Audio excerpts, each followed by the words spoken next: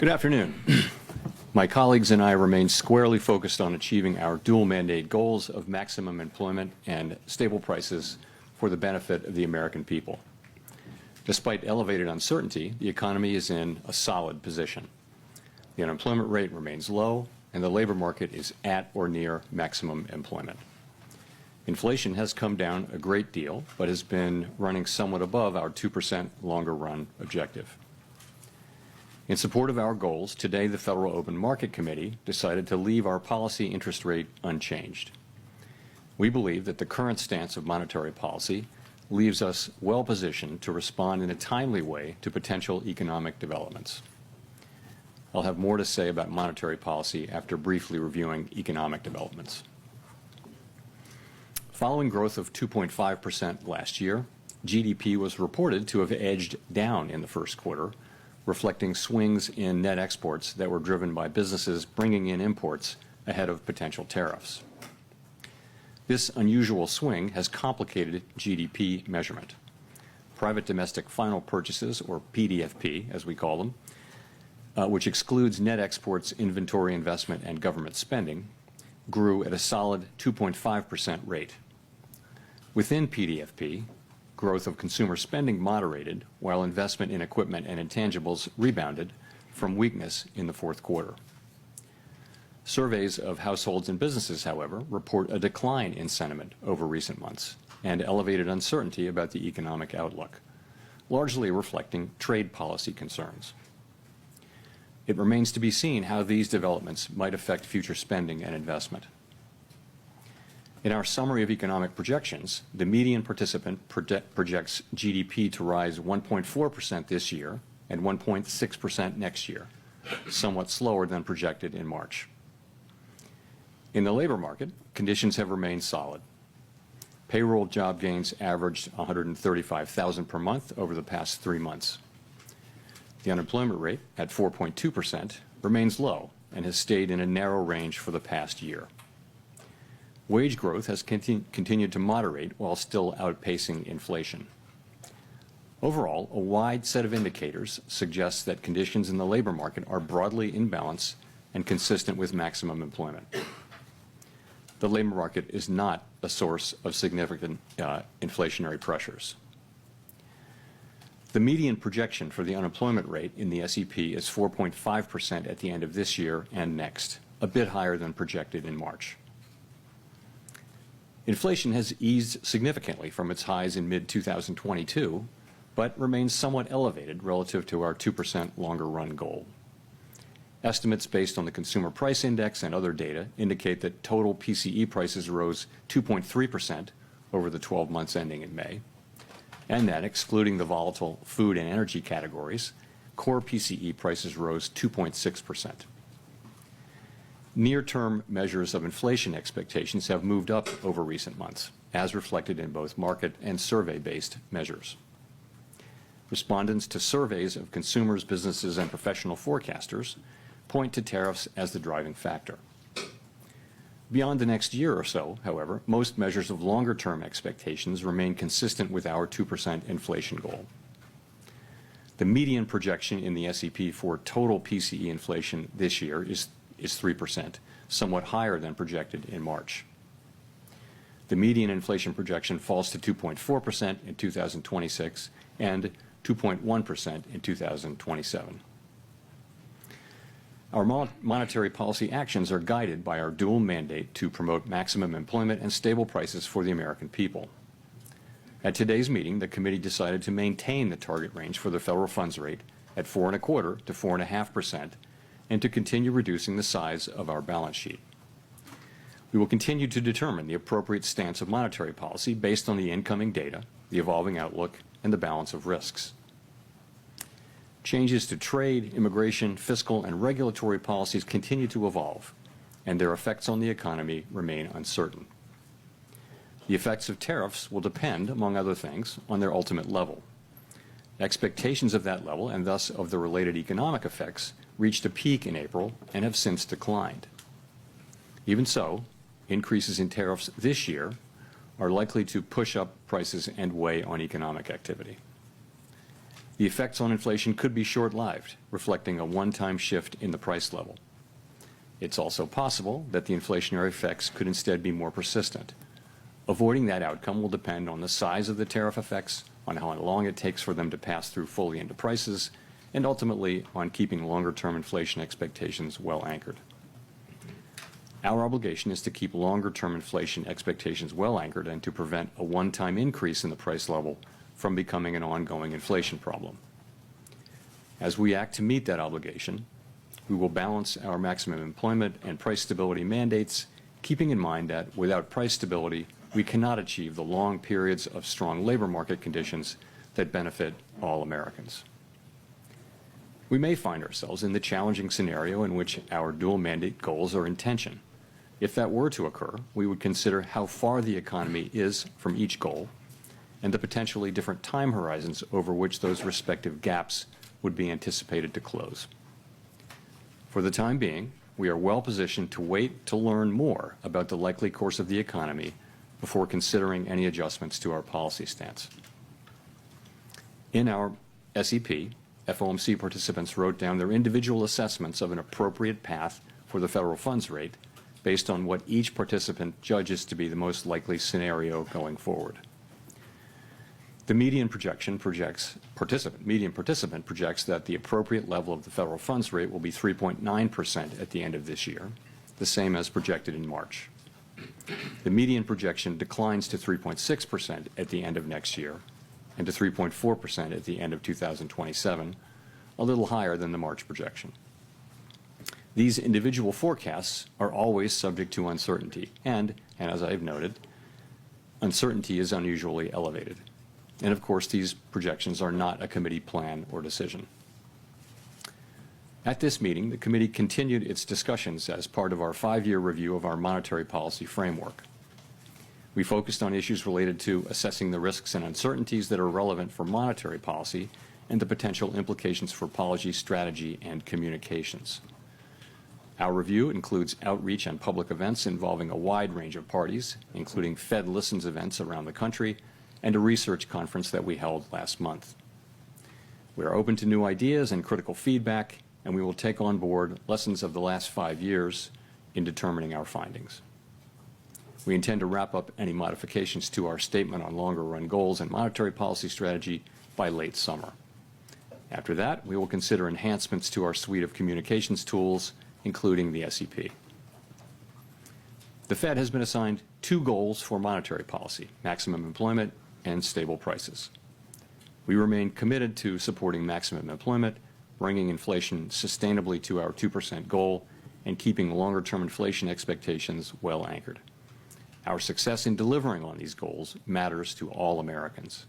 We understand that our actions affect communities, families, and businesses across the country. Everything we do is in service to our public mission, and we at the Fed will do everything we can to achieve our maximum employment and price stability goals. Thank you. I look forward to your questions. Colby.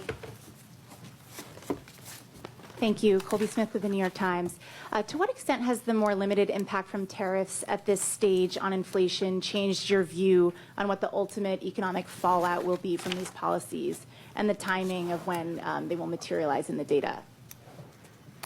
So we've had 3 months of favorable inflation readings since the high readings of January and February, and that's, of course, highly welcome news. Part of that just is that services, core services, both housing services and non-housing services, have really been grinding down toward levels that are consistent with 2% inflation. So that's the good news.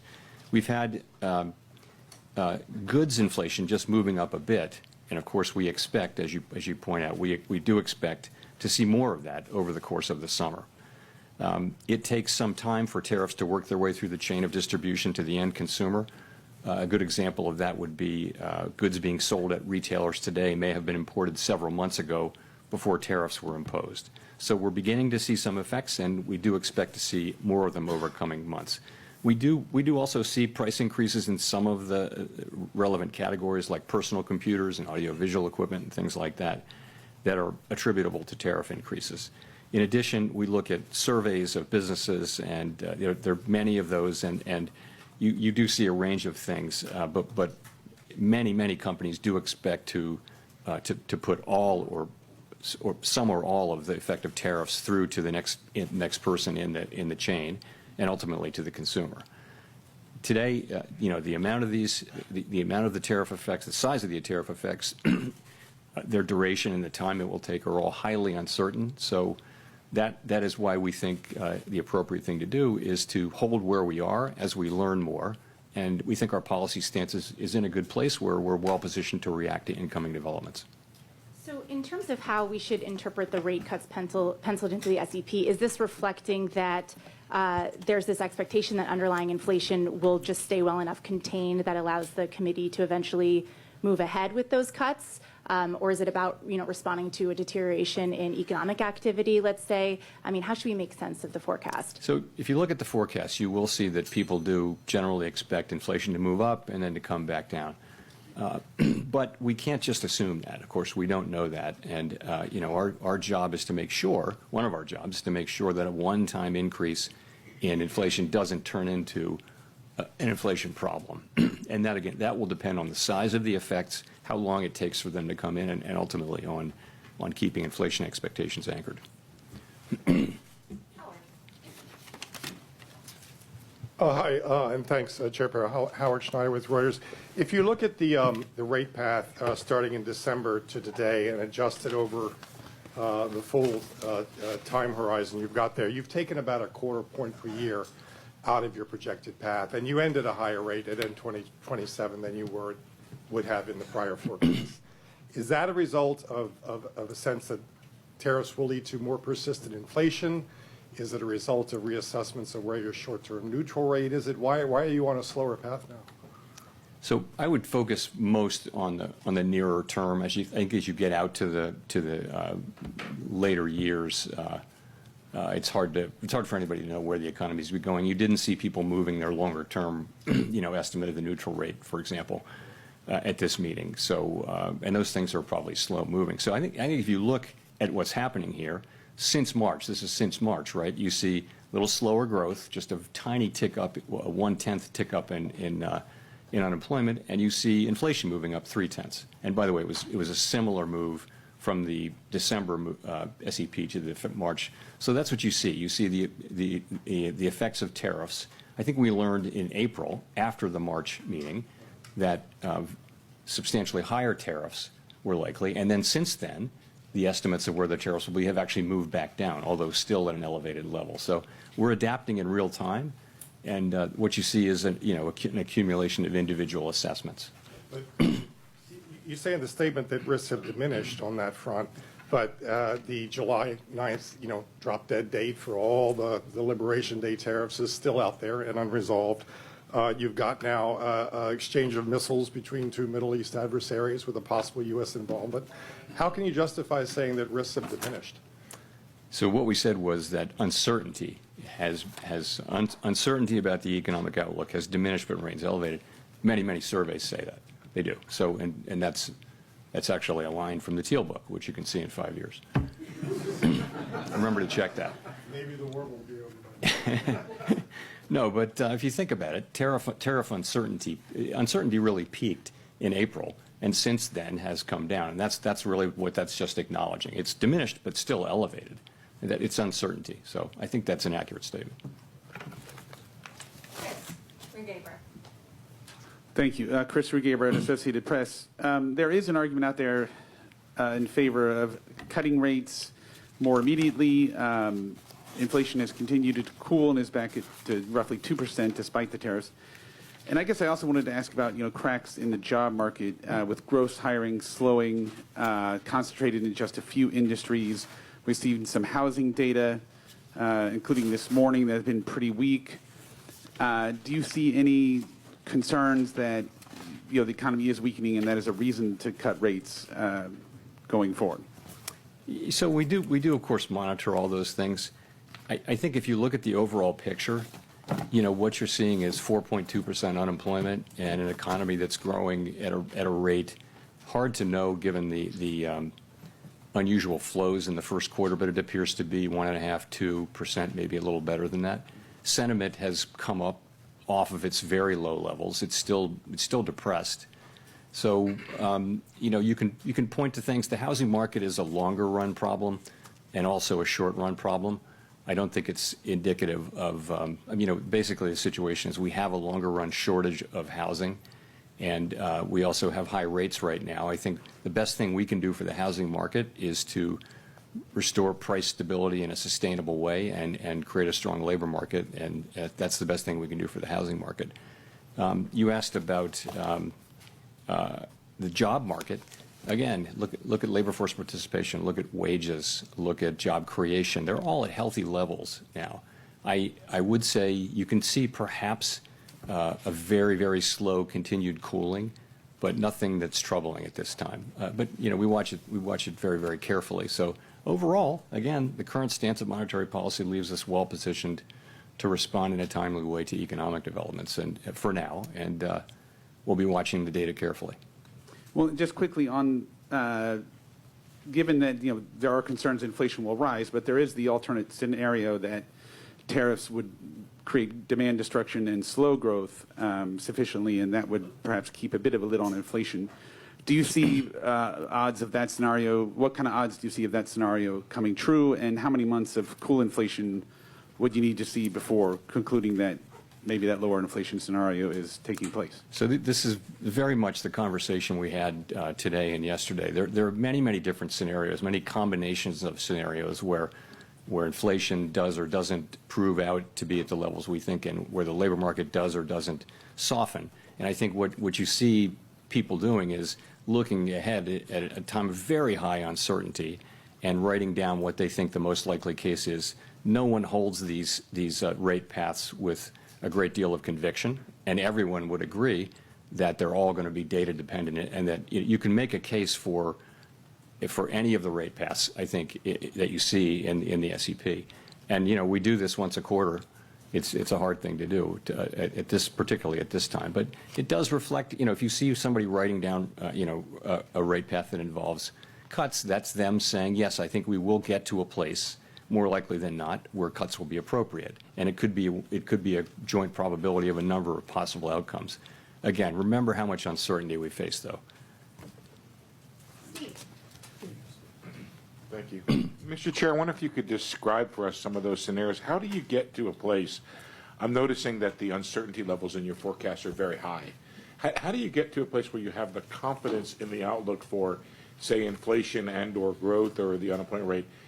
How many months does it take, and what do you want to see in the data to get to that level of confidence to actually reduce rates off the restrictive level? So it's very, very hard to say when that will happen. We know that the time will come. It could come quickly. It could not come quickly. As long as the economy is solid, though, as long as we're seeing the kind of labor market that we have and reasonably decent growth and inflation moving down, we feel like the right thing to do is to be where we are, where our policy stance is, and just learn more. And in particular, we feel like we're going to learn a great deal more over the summer on tariffs. We hadn't expected them to show up much by now, and they haven't. And we will see to the extent to which they do over coming months. And I think that's going to inform our thinking, for one thing. In addition, we'll see how the labor market progresses. So at some point it will become clear. I can't tell you exactly when that will be. And meanwhile, we'll be watching the labor market very carefully for signs of weakness and strength, and tariffs for signs of what's going to happen there. And of course, there are many developments ahead. Even in the near term, developments are expected on tariffs. So I think we don't yet know with any confidence where they will settle out. We have an estimate, and I think all estimates are now pretty close together, but it's again highly uncertain. When you say estimate of the impact of tariffs on the core PCE, is that what it is? And could you share that? What you start with is what's the effective tariff rate overall, and people are managing to that. But the pass-through of tariffs to consumer price inflation is a whole process that's very uncertain. As you know, there are many parties in that chain. There's the manufacturer, the exporter, the importer, the retailer, and the consumer. And each one of those is going to be trying not to be the one to pay for the tariff. But together, they will all pay for it together, or maybe one party will pay it all. But that process is very hard to predict. And we haven't been through a situation like this. And I think we have to be humble about ability to forecast it. So that's why we need to see some actual data to make better decisions. We'd like to get some more data. And again, in the meantime, we can do that because the economy remains in solid condition.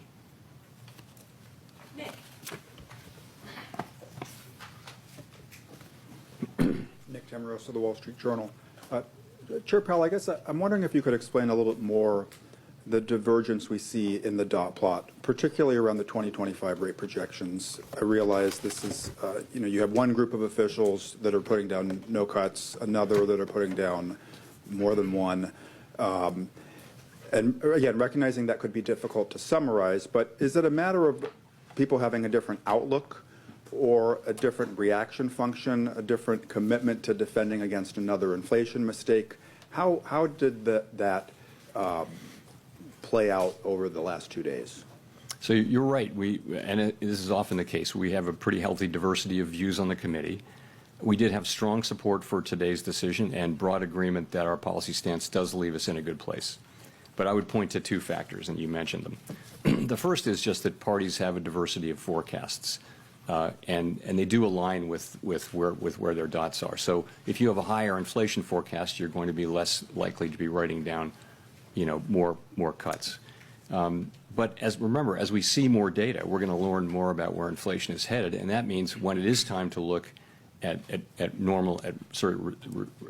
resuming our normalization process, the differences you see should be smaller because we'll have seen actual data. Right now, it's just a forecast in a very foggy time. So that's the first part, is forecast. Secondly, people can look at the same data and they can evaluate the risks differently, as you know. And that includes, the risk of higher inflation, the risk that it'll be more persistent, the risk that the labor market will weaken. People are going to have different assessments of that risk. So that you put that in there too. So those are the two ways that the two things I think that drive these things. Remember though, as I mentioned earlier, with uncertainty as elevated as it is, no one holds these rate paths with a lot of conviction. So that's really where it is. It's a function of those things, and I think as the data come in, you should see those differences diminish. If I could follow up, you've said the policy is in a good place and that it's modestly restrictive. Given all the uncertainty you just talked about, tariff levels, uncertainty around the pass-through, is it price increases versus margin compression, some of the softness that Chris talked about in labor and housing, why wouldn't it be better to have rates at a more neutral setting as the economy heads into this period of very high uncertainty? So if you just look backward at the data, that's what you would say, but that's not. We have to be forward-looking, and the thing that every forecaster, every outside forecaster, and the Fed is saying is that we expect a meaningful amount of inflation to arrive in coming months, and we have to take that into account. So I think a backward-looking look would lead you to a neutral stance, but we can't. We have to look at that, and because the economy is still solid, we can take the time to actually see what's going to happen. There's a range of possibilities on how large the inflation effects and the other effects are going to be. So we'll make smarter and better decisions if we just wait a couple of months or however long it takes to get a sense of really what is going to be the pass-through of inflation and what's going to be the effects on spending and on hiring and all those things. Mr. McKee. Michael McKee from Bloomberg Radio and Television. Your friend down at 1600 Pennsylvania Avenue continues to lob insults in your direction, and I'm wondering, given now that the Supreme Court has maybe carved out the Fed from some of the legal implications of that, whether this is just noise that the markets and everybody should ignore until your term is up, or whether you worry that it could lead to more pressure on confidence on Wall Street, on consumers, about the outlook for the economy. Look, from my standpoint, it's not complicated. What everyone on the FOMC wants is a good, solid American economy with strong labor market and price stability. That's what we want. We think our policy is well positioned right now to deliver that and to be able to respond in a timely way as the data lead us around. The economy's been resilient, and part of that is our stance. And again, we think we're in a good place on that to respond to significant economic developments. That's what matters. That is what matters to us. Pretty much that's all that matters to us. I need to ask, assuming you are not reappointed, would you stay on as governor when your term as chair ends? I'm not thinking about that. I'm thinking about this. Andrew. Thanks, Mr. Chairman. I guess with workplace raids picking up significantly, what kind of effect would that have on the labor market in Sorry, the short with term? what picking up? Workplace raids. So you're asking immigration. Yeah. You know, I wouldn't want to speculate. One way to get at that from an economic standpoint, we of course don't comment on immigration policy. It's not ours to make or comment on. But what you see is an unemployment rate that has been really solid and at a low level, not really increasing. It's been in a good range and well within the range of mainstream estimates of maximum employment. And that means, like, part of that is that labor demand and labor supply are kind of moving down at the same rate. Labor demand is softening. You see that in job creation, but it's still kind of at a healthy level. And labor supply is diminishing because the immigration numbers that we see are much lower than they were. So those two factors, supply and demand, that's what has kept the unemployment rate in a reasonably stable place. Okay, thanks. The other thing I wanted to follow up on is if you could elaborate on the potential changes to the SEP that you suggested were part of the framework review, I think. So the framework review really has two tracks, right? The first track is our policy framework that is reflected in the consensus statement. And we've said that we would finish that and announce it by the end of the summer. So we're well along in that process. We've had the meetings that we need to have, and we're now going to be going into, into discussions about, specific changes to language. So that's the framework part of it. The second part of it is our communications tools and practices. Pardon me. And that part comes next. Okay, that's what we're going to do in the meetings this fall. Actually, what we did at this meeting, though, is we sort of prepared the ground for that. We had a meeting where we talked at a high level about a number of ideas. The SEP is part of it.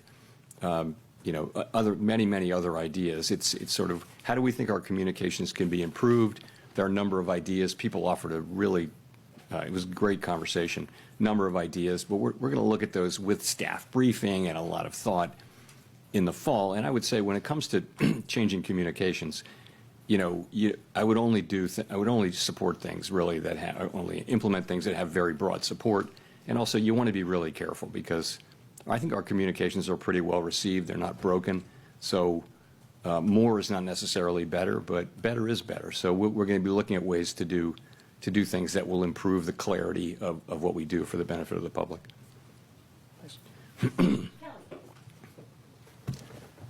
Thanks, Chair Powell. Kelly O'Grady, CBS News. You're famously known as the guy that makes decision based on data instead of speculation. You've said today the inflation data is in a good place. We don't know how tariffs are going to impact prices going forward. That's uncertain.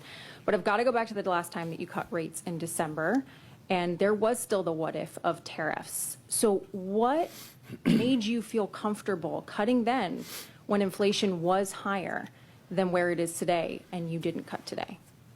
Well, the forecast for inflation in December was 2.5%. Core PCE for 2025, the forecast was 2.5%, which was a good inflation forecast. I think what we've learned is that, and this was long before we had any idea of what the actual policies would be, we've learned that the tariffs are going to be substantially larger than forecasters generally thought. And we don't, our forecasts are generally not particularly different from those of other, well-resourced forecasting operations. So what we learned, and particularly in April, was that very substantially larger tariffs were coming and that would mean higher inflation. That's what happened. And so you saw 2.5% forecast in December, you saw 2.8% in March, and you see 3.1% now. So it's 0.6 higher inflation for 2025, and that's a big part of the change, and that's due to the effects of the tariffs that are, we don't know where they're going to land, but it's pretty apparent they're going to land higher than outside forecasters were really guessing at the end of last year. My follow-up to that, I think consumers, right, we're looking for relief on rates when it comes to mortgages, car loans. Small businesses want to take out more manageable loans. When you look at the cumulative inflation over the past 5 years, prices have risen over 20%. It's been a rough road. So what is the tipping point then for the wait and see approach in terms of how much it's going to help versus when it hurts the American consumer? Well, I mean, we're trying to restore price. The best thing we can do for the public that we serve is restore price stability. If we can, and we will, restore price stability, meaning 2% inflation on a durable, sustainable basis, that, and also maximum employment. If we restore those things, that's the best thing, and that is our goal. The best thing we can do for the American people, for households and businesses, that is the ultimate thing that we can deliver. And they can make their decisions without having to think about inflation all the time. So in the meantime, we have to keep rates high to get inflation all the way down. They're not very high, let's be honest. I would say policy is modestly or moderately, probably modestly now restrictive. If you look at the economy, it's not performing as though it were performing under very strict monetary policy, very restrictive monetary policy. So I would say probably modestly restrictive. And so what it will take is confidence that inflation is coming down. Now, I would say without tariffs, that confidence would be building, because if you see what's happening with non-housing services and housing services, which are the other two big pieces other than goods, those are coming down really nicely now. So I think we have to learn a little more about tariffs. I don't know what the right way for us to react will be. I think it's hard to know with any confidence how we should react until we see really the size of the effects, and then we can start to make a better judgment. So that's what we're doing, and I think we can take the time to do that because unemployment is 4.2%. Wages are moving up. Real wages are moving up at a healthy clip now. And inflation is 2.3% headline inflation over a 12-month basis. So it's a good economy and a solid economy with decent growth. Thank you, Chair Powell. So you're saying that uncertainty has come down, the economy is moving at a solid pace, inflation has come down over the past 3 months, and this is all moving in the right direction. So are you indicating here that Americans should expect some sort of economic pain in the second half of the year? I'm not saying that at all. From our standpoint, what I can say is that the U.S. economy is in solid shape. Inflation has come down. The unemployment rate remains at 4.2%. As I mentioned, real wages are moving up. It's a good job creation is at a healthy level. Unemployment, again, as I said, low. Labor force participation in a good place. So, and what we're waiting for to reduce rates is to understand what will happen with really the tariff inflation. And there's a lot of uncertainty about that.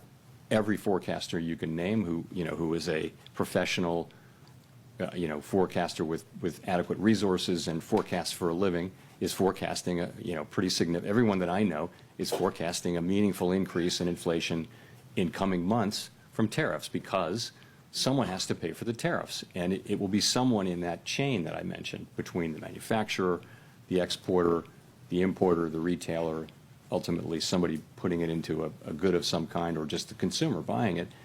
And all through that chain, people will be trying not to be the ones who pick up the cost, but ultimately the cost of the tariff has to be paid, and some of it will fall on the end consumer. We know that because that's what businesses say, that's what the data say from past. So we know that's coming, and we just want to see a little bit of that before we make judgments prematurely. And follow up on that. So you spent years ago talking about how you're data dependent, and be a little more direct on this. Now you're making decisions looking forward. Doesn't the data you're seeing today indicate there should be a rate cut? No, I mean, your monetary policy has to be forward-looking. That is elementary. You've got to be looking. I always talk about the incoming data, the evolving outlook, and the balance of risks. We say that over and over and over again, right? So it's always forward-looking. If at the very beginning of the pandemic, we cut rates to zero immediately. Nothing had happened. We just knew that it was going to be really bad, right? So we took very aggressive forward-looking because we knew things were going to be unusually difficult. So, of course, this is something we sort of know is coming. We just don't know the size of it. And again, the economy seems to be in solid shape. So the labor market's not crying out for a rate cut. Businesses, in a bit of shock after April 2, but you see business sentiment, you talk to business people now, there's a very different feeling now that people are working their way through this, and they understand how they're going to go, and it feels much more positive and constructive than it did 3 months ago, let's say. So again, we think that our current stance of monetary policy is in a good place.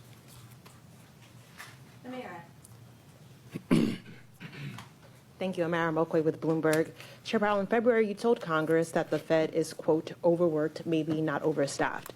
Then in a memo to staff in May announcing a deferred resignation program at the Fed, you said you wanted to ensure that the Fed was, quote, right-sized. Those two statements appear to be at odds with one another. Could you explain what changed in the roughly 3 months between those statements that made you decide that staff levels at the Fed should decline? I don't see them at all as intention. You know, so I was asked, is the Fed overstaffed? And I said no. And I sort of said as a pun, overworked but not overstaffed. People do work extremely hard at the Fed, and I know they work hard at Bloomberg too. So, but we do. We work hard. But I would say this. So we are careful stewards of public resources, and sometimes you need to show that. So there have been several times in our history, modern history, where the Fed has said, you know what, we're going to do a buyout. We're going to show the public. We're going to demonstrate that we are good stewards of public resources. So we thought, and I thought, that this is a time when we can, you know, we grow at about, our headcount has grown at about 1% a year. So over the course of a couple of years, we're doing a careful scrub of the board and all the reserve banks, and we're going to find 10% of employees who can do something else, where we can streamline our operations, and we think we can get there in a couple of years. We think we can do that, and we think this is without taking risk to carrying out our critical missions. So this is something you do very carefully, thoughtfully, and you do it again respecting that we have critical missions to carry out. I've had experience, a lot of experience in my prior careers, with headcount reductions and things like that, and this is how you do it professionally. You do it carefully, thoughtfully, with a lot of planning, and you do it over a period of time. And I think the Fed will be fine. I think no one will notice any decline in our ability to carry out our missions, and I think it's just us wanting to demonstrate to the public that we are actually good stewards of their resources. We're effectively wiping out 10 years of headcount growth with this. So, I mean, we wanted to show that, that we're good stewards. How is progress on reducing headcount going so far? Are you on track to meet the goal? We're just at the very beginning. As you know, we're doing a buyout program. We're going to hit that goal. I think many organizations find that they can do this. You don't want to do it every year or anything, but you can do it at intervals, and you wind up not interfering with your ability to perform your jobs.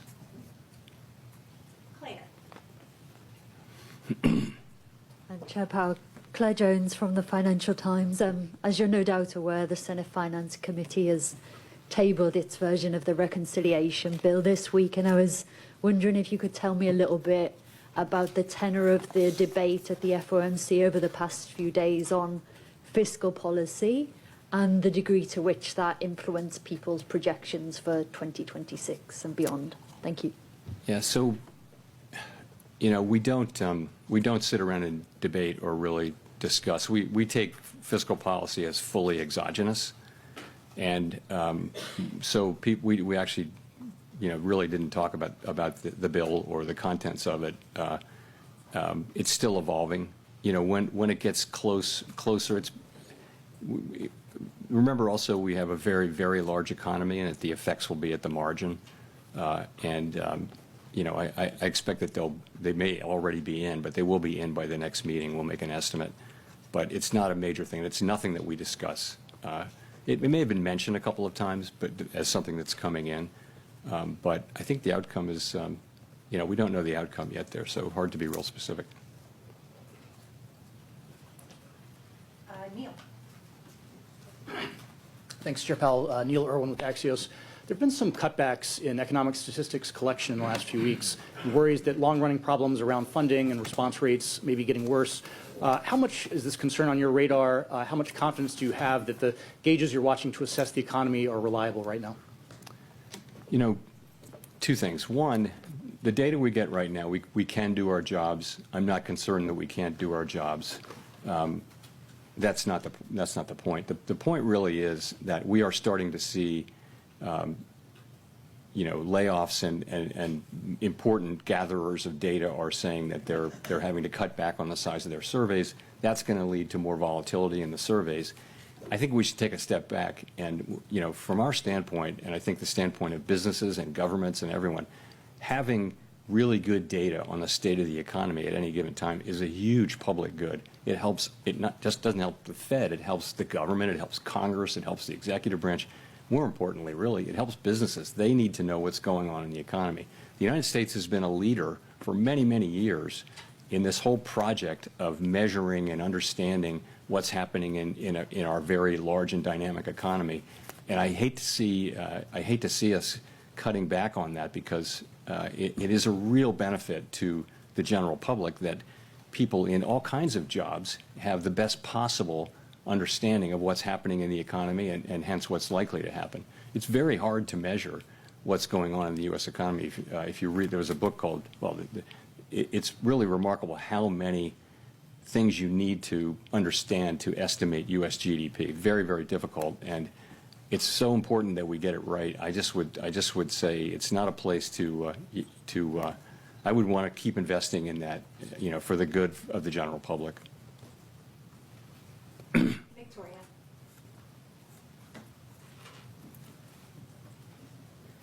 Hi, Victoria Guida with Politico.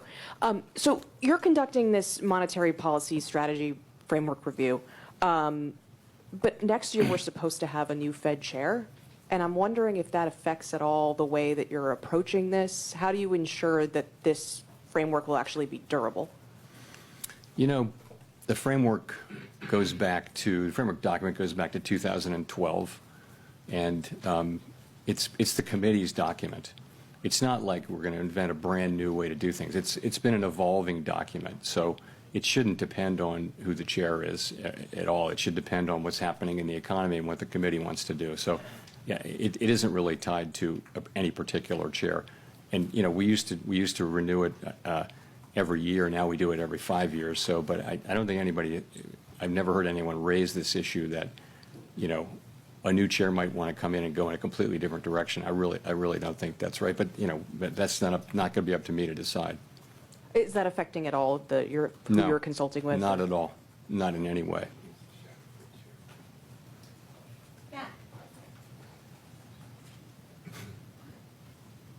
Thank you. Chair Powell, Matt Egan from CNN. Relatively low gas prices this year have helped drive down inflation in recent reports, but that trend is starting to reverse given the crisis in the Middle East. How are you thinking about how the Israel-Iran conflict will impact the economy, especially inflation, and what lessons were learned during the 2022 period when another conflict, the Russia-Ukraine war, sent oil and gas prices skyrocketing? So, of course, we're watching, like everybody else is, what's going on. I really don't have any comment on that. Possible that we'll see higher energy prices. What's tended to happen is when there's turmoil in the Middle East, you may see a spike in energy prices, but tends to come down. Those things don't generally tend to have lasting effects on inflation, although, of course, in the 1970s, they famously did, because you had a series of very, very large shocks. But we haven't seen anything like that now. The U.S. economy is far less dependent on foreign oil than it was back in the 1970s. So, but there. A quick follow-up. I've just got to ask you about artificial intelligence. Some technology executives have recently been warning that AI could wipe out a large chunk of entry-level jobs and significantly increase the unemployment rate. I'm wondering how concerned you are, if at all, about the threat that AI poses to employment. So this is the question. The question really is, will AI be more augmenting labor or replacing labor? And I wouldn't, we all see those announcements, including one today. I wouldn't, overread a couple of data points, because, AI should be creating jobs at the same time. It may be replacing, it may be doing both. Anyone who's done any work with AI have been a little bit stunned at how capable it is. And it's just a different thing. So I think this is something that certainly has transformational potential. And probably we're in the very early stages of it. You know, they say what you're seeing now compared to what you'll see in 2 years is going to be very different and even more effective. So I think it's really hard to know. You know, of course, there are optimists who feel like it's going to make everybody much more productive. And there are those who think it's going to replace an awful lot of jobs right across the income spectrum, you know, white collar, blue collar, and everything. So I just don't know. We don't have a house view on that, but this is going to be a very important question for some time. Greg.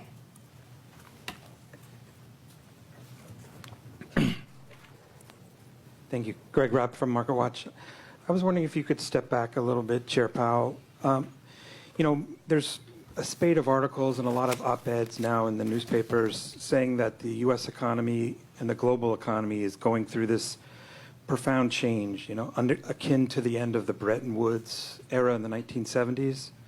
And don't you owe the American people, like, some sort of, like, explanation for what we're going through? I mean, I noticed earlier this month when you talked about Bretton Woods a little bit, and you said that Bretton Woods, the Fed staff had to like change how the dollar, movements of the dollar was impacting the economy. Are we going through something like that now?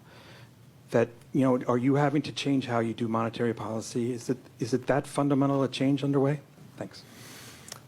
It's certainly a time of real change. You know, from a geopolitical standpoint, from a trade standpoint, from an immigration standpoint, you see this not just here but everywhere. So there's quite a lot going on. It doesn't change the way we do monetary policy in the near term. I mean, but and it doesn't change our objectives or what we need to do. And you know, these things are not really our issues. They're really issues for elected governments. All of those issues are really for elected governments. But there's no question it's a time of real change, and very hard to see where that goes. You know, will it be, there have been many things written about how it's going to be a more inflationary time. That's possible. It's not guaranteed. You know, AI could cut in the very other direction.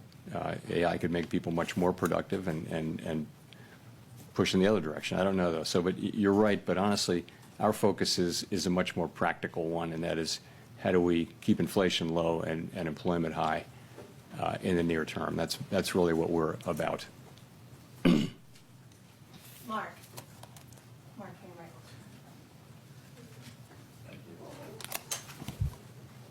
Hello, Chairman Powell. Mark Hamrick with Bankrate. What is the view about the growing amount of slack in the job market, including the softening in payrolls, the forecast of a modest rise in the unemployment rate, and the ability of workers to demand wage hikes or not in this environment where you have inflation surging? You don't really see unemployment going up. You don't see increased slack, really. I mean, at the margin, remember, you're at 4.2% unemployment. That was, for many years, that was an extremely low level. It happens to have come up off of an even lower level as we came out of the pandemic. We were as low as 3.4%, but 4.2% is probably at the low end of estimates of the longer run, sustainable level of natural rate of unemployment. So I guess I wouldn't agree with that. And also, in terms of wages, you know, real wages after inflation have been moving up sort of more than was consistent with 2% inflation. They're still moving up at a healthy clip, and I think much more consistent with 2% inflation given a reasonable assessment of trend productivity. So it's a pretty good labor market. You know, you're right that the level of job creation has come down, but so has the supply of workers, the change in the supply, the new supply.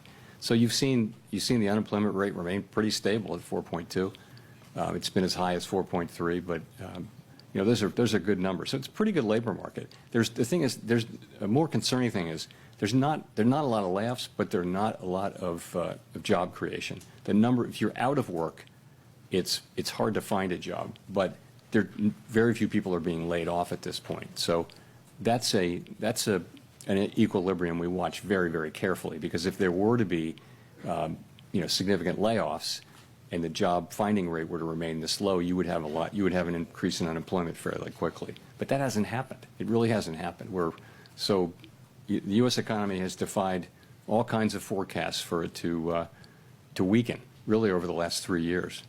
And it's been remarkable to see just again and again when people think it's going to weaken. Now, eventually it will, but we don't see signs of that now. Go to Jean for the last question. Hi, Chair Powell. Jean Young with MNI Market News.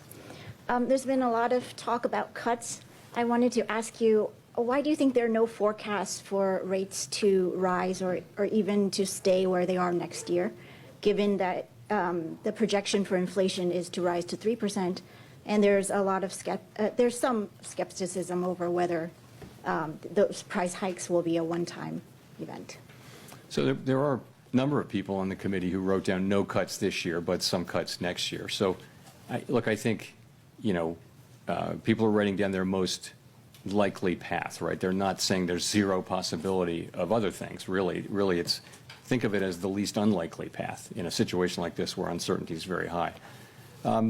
I think, again, people write down their rate paths, and they do not have like a really high conviction that this is exactly what's going to happen over the next 2 years. No one feels that way about their rate path. They feel like, what am I going to write down? I mean, what would you write down?